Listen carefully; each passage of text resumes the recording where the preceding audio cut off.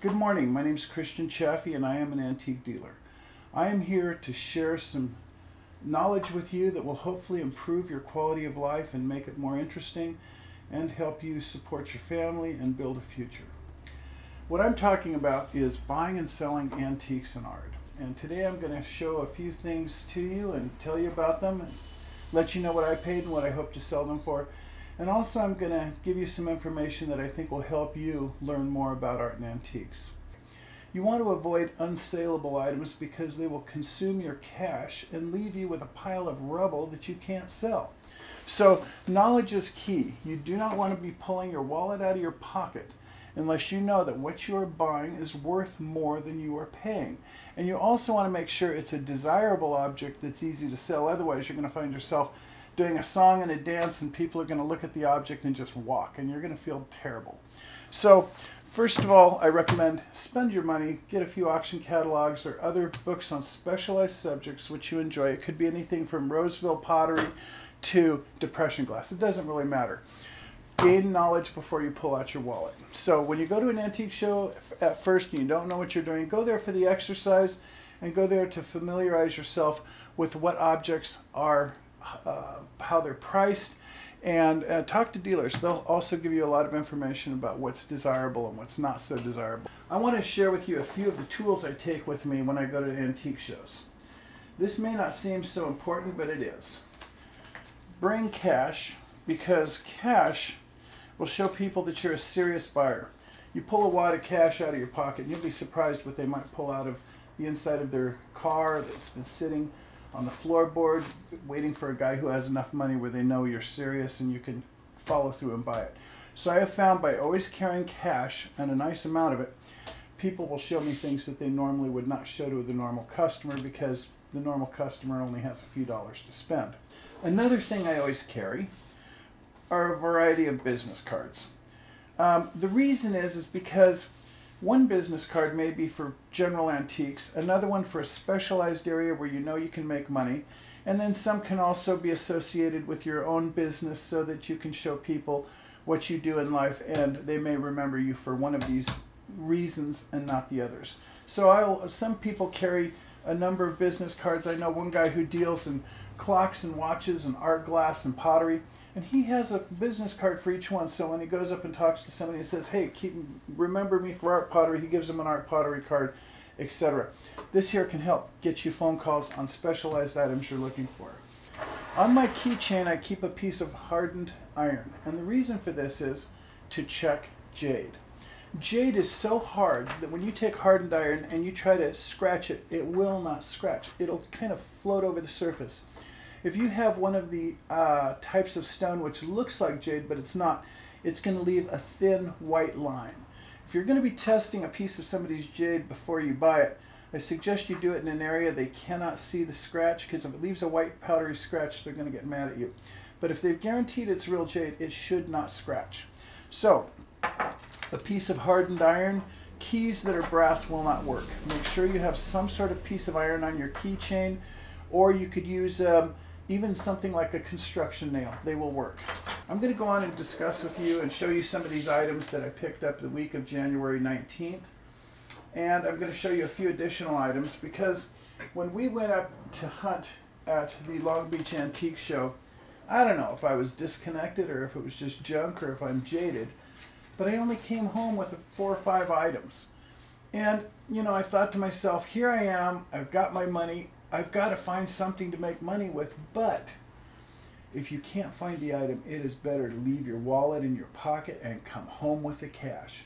Don't feel you need to spend your money just because you're at an antique show and you want to make money. It's more important to make sure each purchase decision is a wise decision, because if you can keep your cash, an opportunity may come up during the week and then you may have spent your money at the antique show.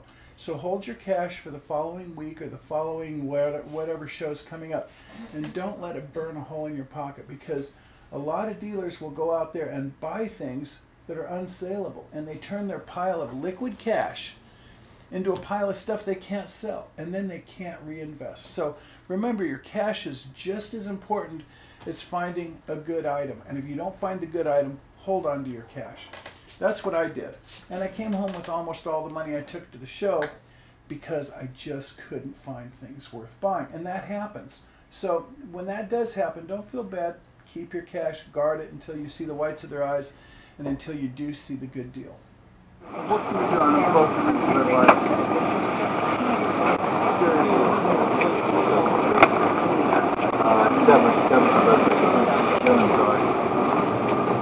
Tell me when the last time you saw those any place but Southern auction where there were 2,000 feet. I just brought them out as part of my own precious collection, and I'm not really motivated, you know. I'm not motivated. They've never seen the light of day.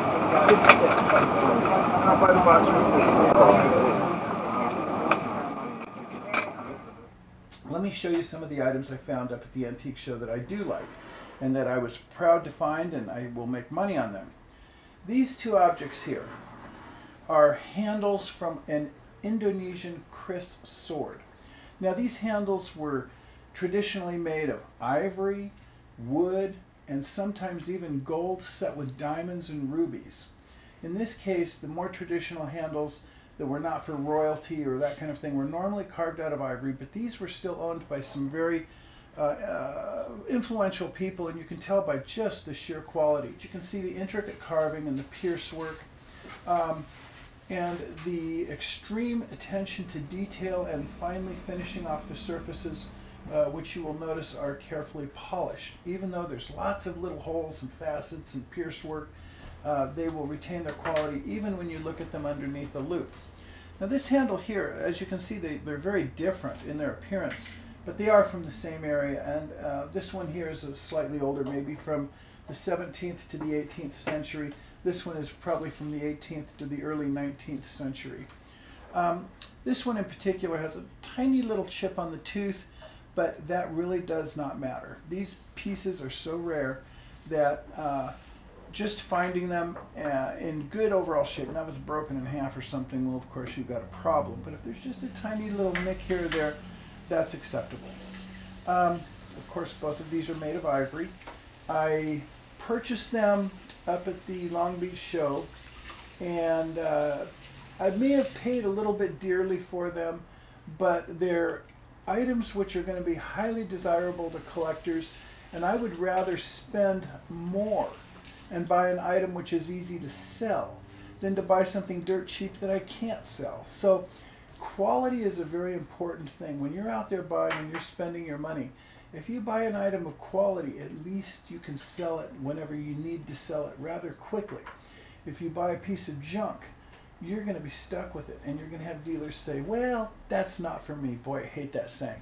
It just means that you've failed to buy an item which is worth them buying from you. You always want to make sure when you spend your money, you get a good investment. Okay. I purchased both of these handles from a dealer, package deal. At first he wanted $7.50. I hammered on him, maybe a little too hard, but he really let me know, Chris, I'm giving you my best price. At that point, make the purchase. Give the guy his money. If you hammer too hard, you're going to find that they don't like you and they don't show you the best stuff and they don't give you discounts. So you want to make sure whatever you do is friendly. And once you're pretty sure you're going to make a profit, pay the money, let them make their money too. On these handles here, I was unsure what they were really worth, but I knew this, that at $700 for both, I was looking at $350 each, and I knew I was very safe, although I didn't know really what they were worth. Now, after I came home and did my research, I found that at auction, these should sell for between $2,000 and $3,000 each. Maybe this one a hair less because it's not quite as old, and it's not quite as intricate, but still in its own way, it's got very desirable characteristics. So these were a good purchase at $700 for the two, and I think in the end, if I get something close to $1,000 each, I'll be very happy and probably lucky in this economy. So I'm sure I'll make money. The question is how much, but we always have that question whenever we buy things. The main thing is make sure you get quality and in good condition. Another item I purchased up there, now this is not really a significant item, but it's a fun item. American Elegant Glass. There were a number of companies in the United States, Cambridge, Fostoria, Heisey, etc., that produced glass around 1900 to say 1950 or so. Now this particular light shade is signed halophane on the edge, and I have known for years that Halophane ordered their glass from Heisey, and people like Halophane shades. A shade like this can sell anywhere from $30 to $50. If you get a large one, they can go well over $100. But always look for Halophane. I purchased this from a dealer for $5, and I'll flip it for maybe $30. That's a third of a tank of gas. Not much, but hey, another item I purchased at the show is an older sperm whale's tooth. These were used by sailors to produce scrimshaw they would engrave on the surface and sell them. You want to stay away from any new whale products because it's highly illegal and they're supposed to have certificates. These old whales' teeth do turn up out of estates, and you can always tell the older ones from the newer ones. They're not going to have the appearance of a tooth that's been pulled out of the mouth. They'll usually have a shiny surface with a patination from just years of sitting around as a paperweight. And if you have any doubts about it, just pass on it. You don't want to be dealing in any modern whale products. You'll get in a lot of trouble. But if they're antique and you can pick them up for a reasonable price, you can make money on them. A tooth like this is worth $350 to $400. I got it for $125 from a guy who picked it up for a lot less. And he was rather happy with $125. And now, what you've seen here, these few items, is all I found at the show. And I was kind of discouraged. I didn't find more, but I kept my wallet in my pocket, and I came home, and my money's still, as you can see, in my pocket. So I'm ready for the next opportunity, and there's nothing worse than being the man without the cash or the woman without the cash, because it really hurts to see a good deal slip by because you don't have the cash. So always remember, you want to maintain cash. By saving my money and not frivolously spending it up at the antique show, it enabled me to have the extra resources to take advantage of other opportunities that turned up during the following week. I'd like to show you a few of the items I got. This here is a cane which I purchased out at Kobe's Swap Meet. It's made from deer antler, and it's an original old cane. You want to watch out for newer ones. Take a look at, for example, the brass fittings on these and the end cap. They will show you the natural age where they're connected to the wood and things of that sort. A cane like this I bought for $60. I'm probably going to get about $200 for it. Not a huge profit, but definitely well worth picking up, and it's a really fun cane. One thing that's interesting about this particular cane is I think it was meant to double as a weapon. Back in the 1950s and maybe even into the 60s and before that, many cities in the United States had packs of roaming dogs, and they made it dangerous sometimes for people to go walking. So sometimes you'll find canes which were also designed to be a defense weapon. This here with the steel tip on the end and with this elongated pointed part of the antler makes an ideal weapon if you happen to be attacked by a wild dog. Anyway, keep your eyes open for canes. People do love collecting good antique canes. They need to be in good shape. If you happen to be missing the end cap, those are easily replaced from other canes which are damaged. So parts can be interchanged, and you can still end up with a very nice cane as long as you keep in line with the whole overall feel and age of the cane when you do your repairs. Another item I picked up, and I picked this up from a friend actually, a longtime dealer friend. This was sitting in his showcase. He's probably going to see this film, but that's okay, he'll learn from it too. Anyway, he sold me this little silver box. It was in his showcase, and I think he wanted $100 for it, and I hammered on him because I wasn't really 100% sure what it was, but I knew it was nice. I ended up getting it for $85. Now I got this home and I started looking up these strange hallmarks. They're not British, and at first I only saw a couple of little hallmarks here and I didn't recognize them. I assumed it may be Austrian or German, and I figured it was maybe 100 to 150 years old. I wasn't really sure. Sometimes these styles that were used to decorate these things would be used over a long range of time, sometimes 100 years, and you'd find the same style because in certain geographic areas information just didn't travel that quickly, and people had a tendency to continue making traditional items sometimes many years after they were out of fashion in another area. Fully decorated on the top and on the bottom and on the sides. This is unusual in snuff boxes. Normally they're going to be less decorative, especially as old as this one is. Now when I got it home I did my research, And I found that the hallmarks on this particular box indicate that it was made between 1798 and 1809. Similar pieces of silver from this time period, which are plain and smaller, on eBay in the $1,500 to $2,000 price range. This being fully decorated in a retail setting would be priced at least $2,000. Not bad for $85, but in this economy, I think I'll probably be lucky to get $1,000. Anyway, to the dealer who sold it to me, hey buddy, you're still a good friend. I didn't know what it was when I bought it, but I knew it was worth more than 85 bucks. And I found out I'm going to hit a little bit of a home run on this. But I will try to spend the money at your booth next time I come by. Another item I'd like to show you is something I've had for a little while, but I want to show it to you because it's very indicative of a style which you can, if you find anything made in this style, you're going to make money. This is a piece of walrus tusk which has been carved to look like a bird's head. If you look carefully at the eye, it's very characteristic of the Haida Indians on the northwest coast.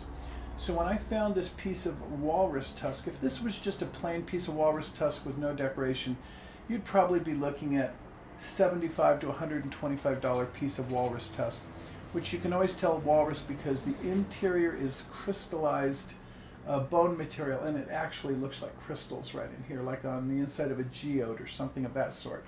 But it's not going to have the roughness, it's smooth cut. This being a Haida Indian piece, an original genuine piece, is going to place it in the range of somewhere between $1,000 and $2,000. I picked it up for, I think I paid probably somewhere around $40 or $50 for it as a piece of walrus tusk. The seller didn't recognize the style of the cutting as being Haida Indian, or they would have never sold it to me for that price. But rather than educating the world, it's my job to take advantage of opportunity when I see it. And somebody who collects Haida Indian objects is going to love it. I'm not sure what it was used for. It may be a ceremonial item. Anyway, these are the items I purchased in the week of January 12th to the 19th. And I will be back to share more information with you that will help you use your spare time to make money and help support your financial situation, whatever it may be. Until next time, I want to say thank you for spending some time with me, and it is my goal to help you improve your finances. Thank you very much.